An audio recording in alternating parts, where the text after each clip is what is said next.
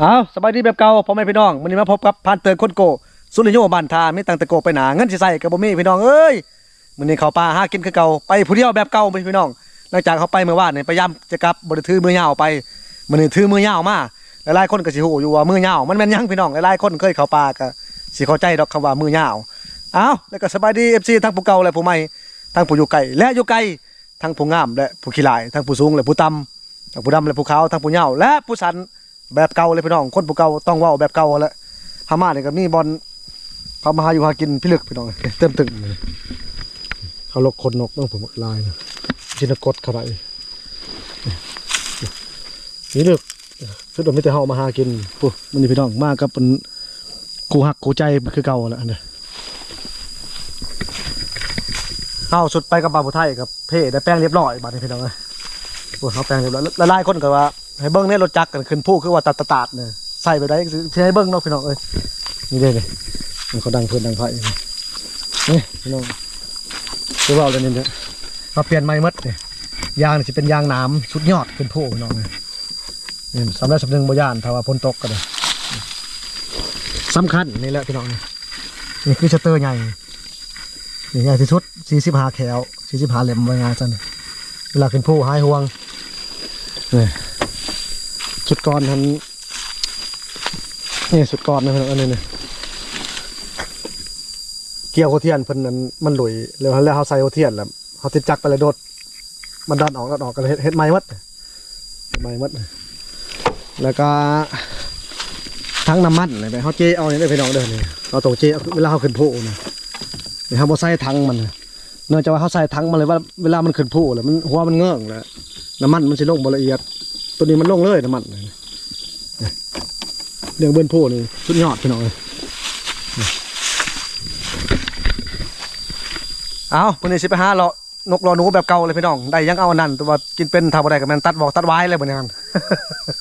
ไปผู้เดียวแบบเก่าเลยพี่น้องคือเขาเอาแหละเพิ่งผู้อื่นเพิ่งได้โซ่ข้าวพี่น้องเอ้ยการจะเพิ่งเงาๆนี่ฮันเพิ่งตัวเองนี่ใครกลัวของดีกับตัวเขาเองไงแหละของแท้น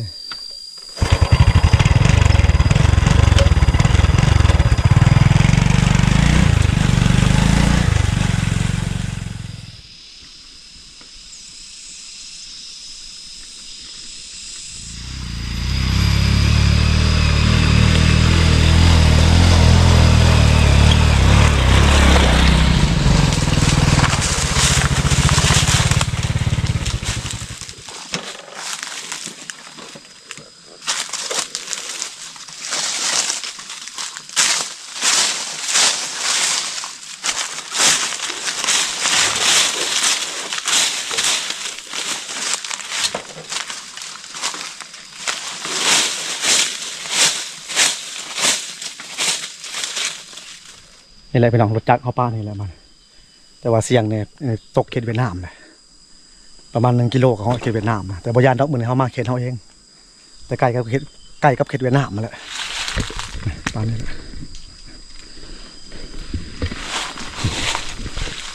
จะนอนชิลล์ไปเขตเขาเองหลังจากมาติเขตเขาเองเลยเกี่ยวฮอตเขตเวียดนามให้เขา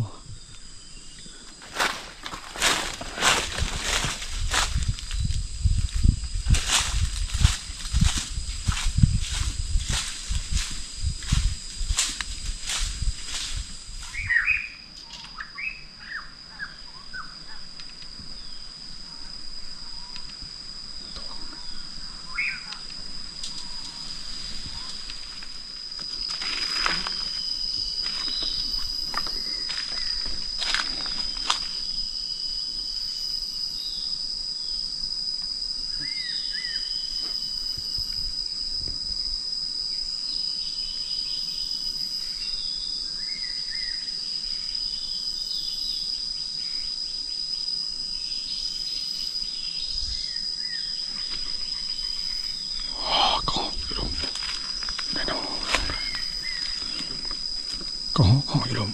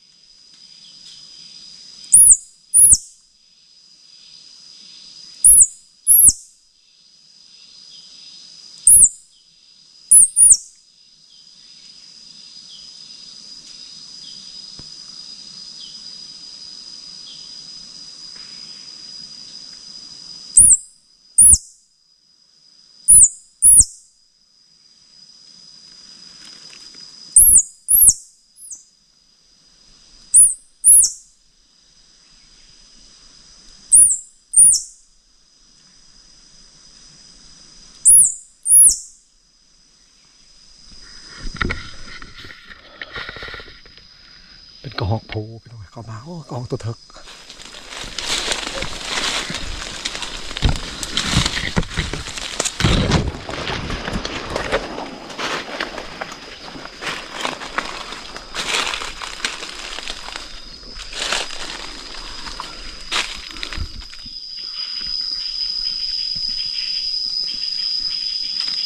เขาสิเจียกกันแล้ว30ผมแล้วเจียกยังบ่เข้า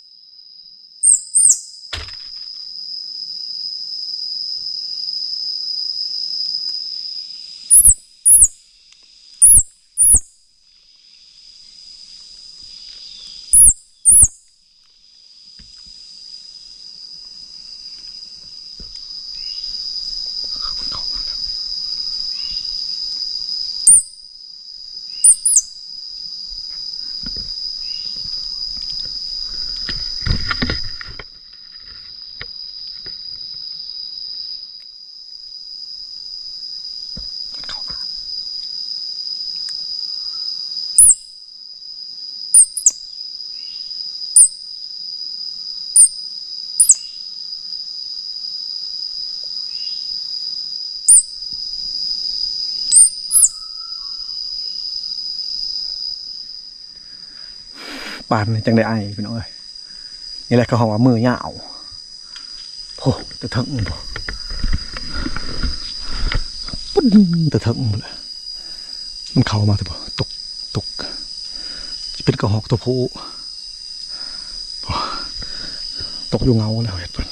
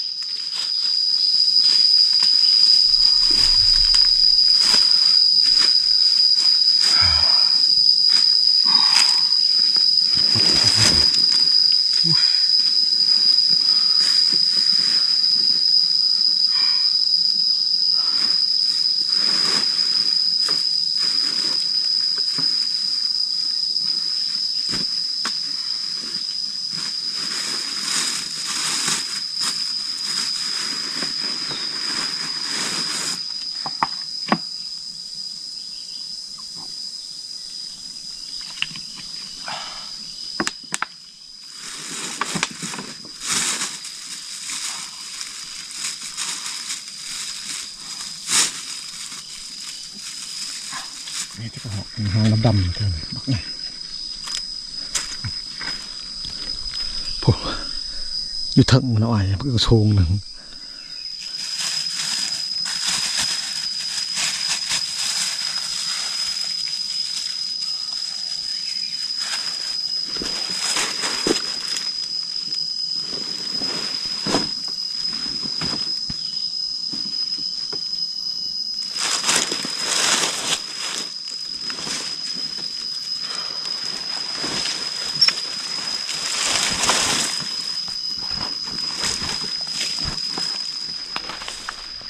โมเที่ยว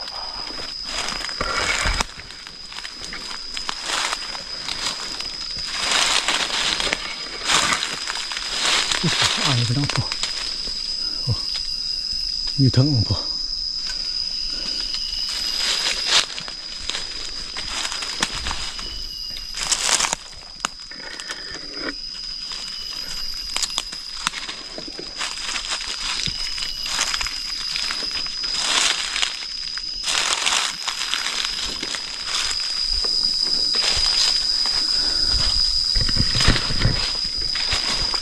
นี่ได้พี่น้องใบโฮกวงตัวห่อบอกสุดก่อนพอไปพี่น้องกินไปเลยเบื่อนี่ห้ามกินเด็ดขาดตัวมันเป็นเขือพี่น้องนี่มันชิต่างกันหน่อยเป็นเขืออะไรมึงเนี่ยใบโฮกวงคือกันแต่มันจะเป็นเขือพี่น้องมันจะเป็นต้นมันเป็นเขือลง บ่นี่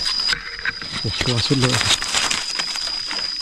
นี่มันเกิดตามมันคือเกิดตามหาเม็ดขาดไปขนาดนั้นนี่มันบอกว่าจะมันเกิดตามคืออะไรเลยใบมัน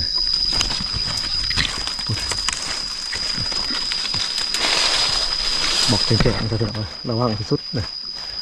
เป็นคือขึ้นใบหูกว้างเดี๋ยวจะตายเดียวเลยถ้าเขาจะกินตัวมันเป็นต้นพี่น้องเล่นดอกมันเป็นต้นตัวลำเดียวแล้วมันเป็นมันมีหลายอันเลยแต่งาเดียวมันมีหลายอันมันออกเนี่ยอันตรายที่สุดเบื่อต้นเดียวมันออกอันเดียวเนี่ยนะจากต้นเดียวอันเดียวต้นเดียวเป็นออกอันเดียวเลยมันมี2คือเดียวนี่มี2เป็นคืออะไรเมื่อคักๆหน่อยเป็นคืออะไรห้ามต้องได้ขาดเต็มมาเลยบ่ทางเลยนาย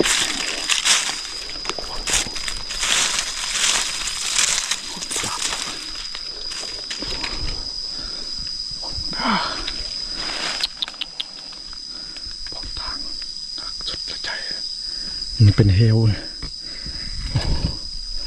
ขึ้นไปเลยสิไปเห็นเฮลใส่กลับติดโต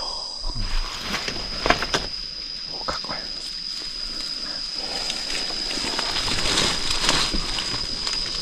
กินได้แล้วเนี่ย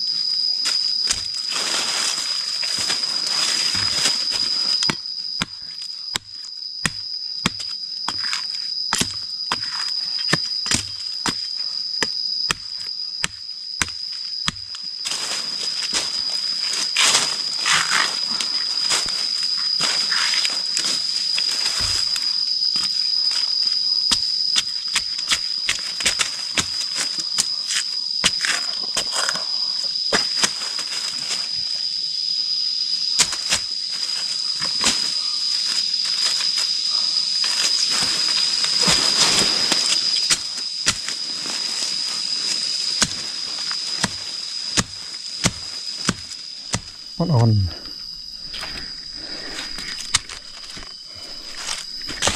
พี่น้องช่องหยอดในพี่น้องเบิ่งเอาเด้อ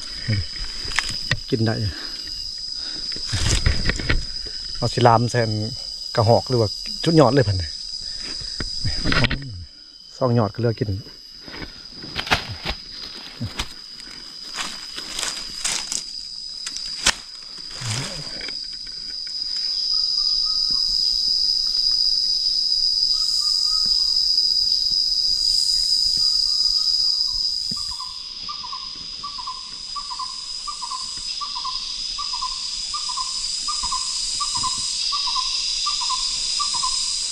กดมาอยู่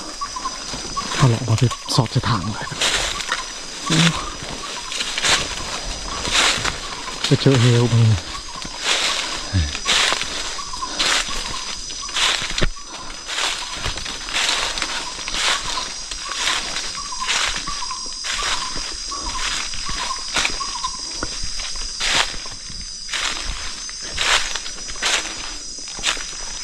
ที่ซอดใส่อันนี้คือเก่า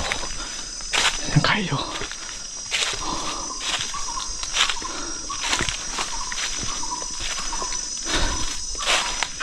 ใช่ปายทางเมืองในเมืองเวียดนามพี่น้องนี่เมืองลาวเขาเนี่ยให้ต้นดาบกันกันบ่เท่านี่กินได้เห็นไหมพี่น้องหมดรถทำมาจากเด้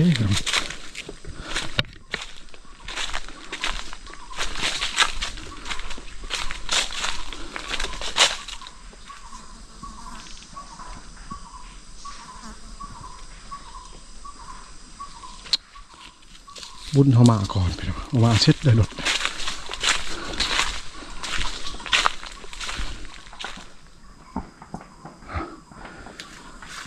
นี่รถจักรเขาเกือบ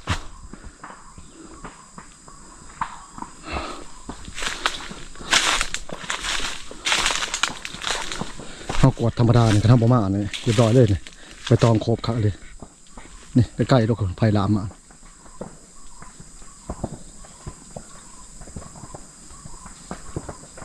โอ้กวางขนาด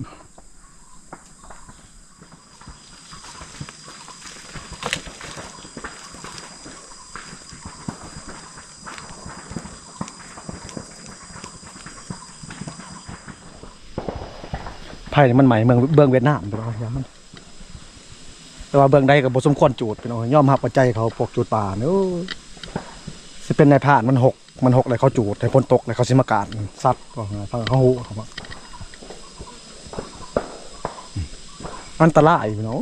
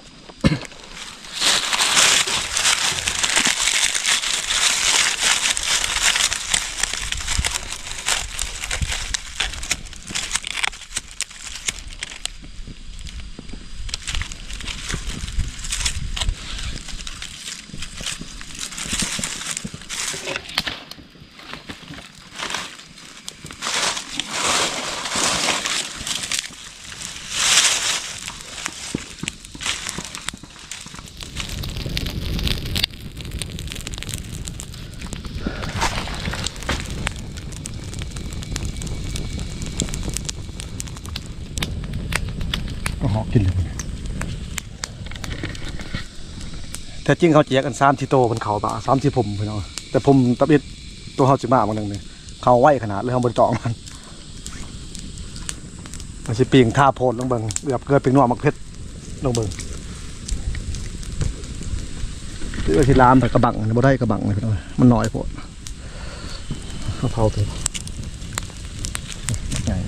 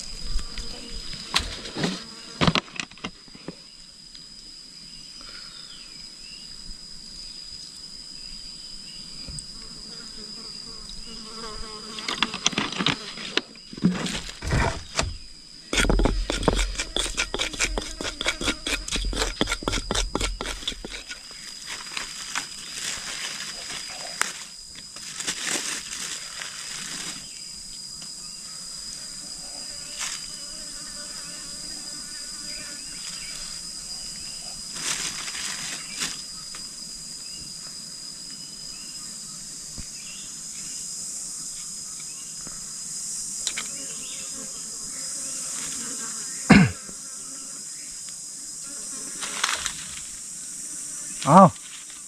เจ้าปลาเจ้าเขาแม่นางน้อยเท่านี้กินน้ำลูกน้ำร้านแบบเก่าแหละมาผู้เดียวคือเก่าบ่ได้ก็ได้เดี๋ยวส่งให้มันแน่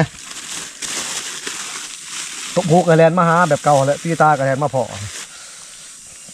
นั่งยองๆก็ให้ได้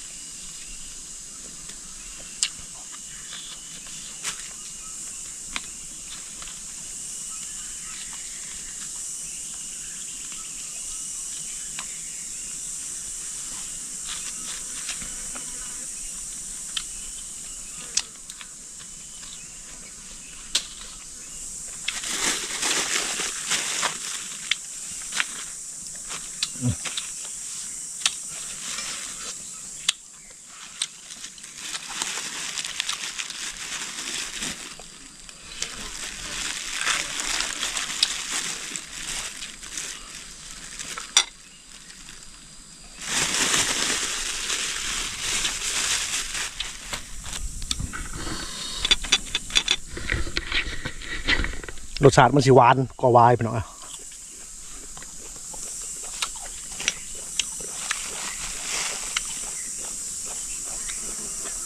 เดี๋ยวซื้อข้าวเจ้า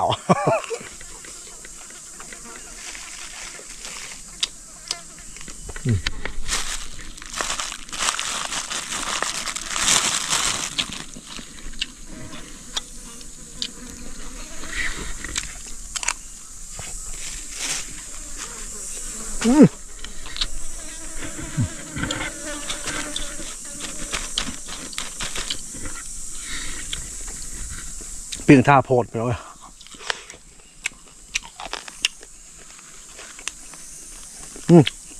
ใบหยอบเค็มหนึ่งกินได้เด้อ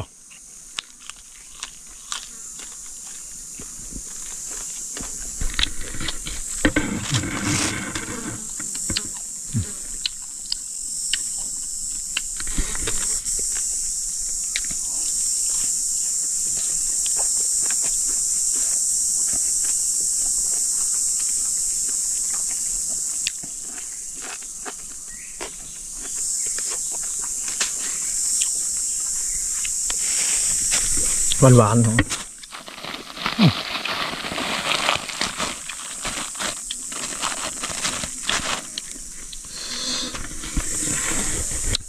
เอามือจับเลยพี่น้องมือคนแตงมาเลย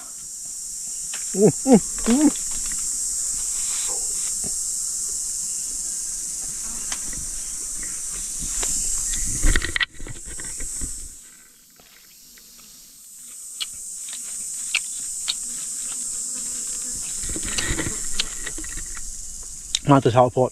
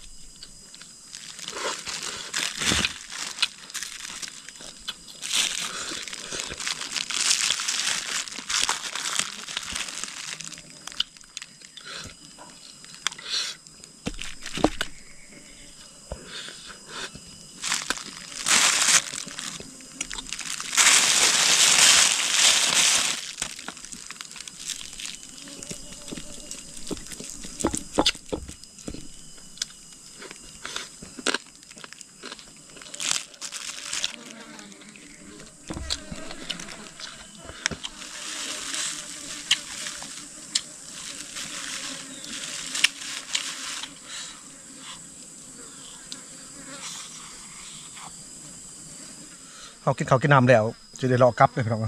จะหมดเพื่อนหมดไผ่ก่อนโอ้ยเพิ่งเฮ็ดแล้ววันนี้เสร็จโหลดเขากินข้าวเจ้าบ่อยากปันใดพี่น้องว่าสิลามกินบัดเลาะขึ้นมาผมบ่มีกระบัง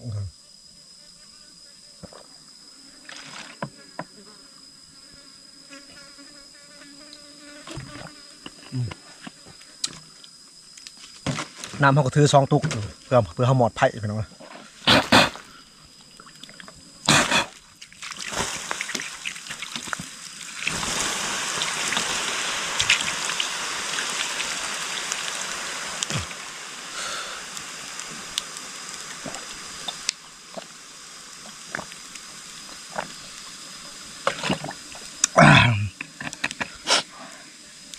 เขาหมดเพื่อนหมดไผ่เรียบร้อยพี่น้องจะนอนเขาสิเลาะกลับก็บ่มีหยังดอกพี่น้องการมาดงมาป่านะหาใดก็ได้กินหาบ่ได้ก็บ่ได้กิน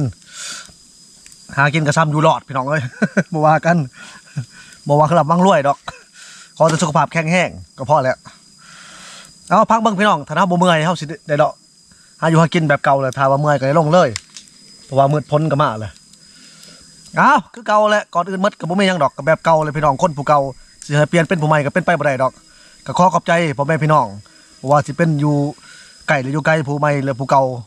หรือผู้ใหม่แบบเก่าแหละผู้ยาวหรือผู้สันผู้สูงหรือผู้ต่ำผู้ดำหรือผู้ขาวคือเก่าเลยพี่น้องที่เขามาให้กำลังใจเฮาแต่พูดแล้วตะกี้พูดจนฮอดมื้อนี้จนฮอดปัจจุบันเดี๋ยวนี้เว้าดีๆซะฮอดเดี๋ยวนี้แหละก็ขอให้เพิ่นอยู่ดีมีแห้งลำรวยคือเก่าได้พี่น้องหักแพงหมดทุกคน